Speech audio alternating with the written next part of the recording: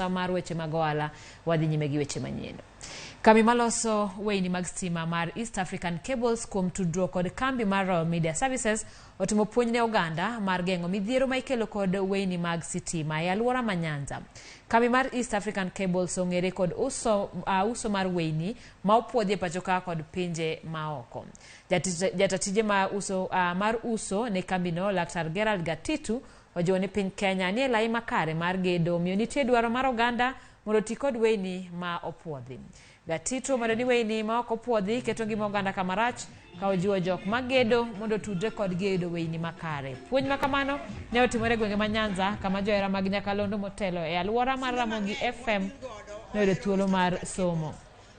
Daero mana mondo anyisi jowa ni kugedo watiuru gi East African Cables biro save a lot of costs. Quality mare meet standards te international standards. Kore mo miyanyiso yokwara Ramogi teni samora mora midhi e duka penj ni in waya midwaro kende en mana East African Cable nikech mane waya manyaka nwachak independence nyaka Kenya ne yudo independence nyaka sani ene waya ma podo stand kaka no chakeno kata kampuni maro kaka no ger podo ran mana gi wachwa go nyaka kawuono. Kigedo kitimo wiring mi manyo electrician ma is a certified electrician mutimo ni wiring maber mar odi nyaka ti kod waya maber ni mar rach kabisa nitiyo kod waya ma rang'iny mare ni piny to ot chako wang' kayiem nono mi asara ma kayiem nono onge tiende nyakwara Ramogi jwang' ti mana kod waya mopuodhi mag East African Cables bende gin kanyo kod loyalty program gichene bilongo ni fundi bora modhielo kodo nyaka funde mondo mi giti matek.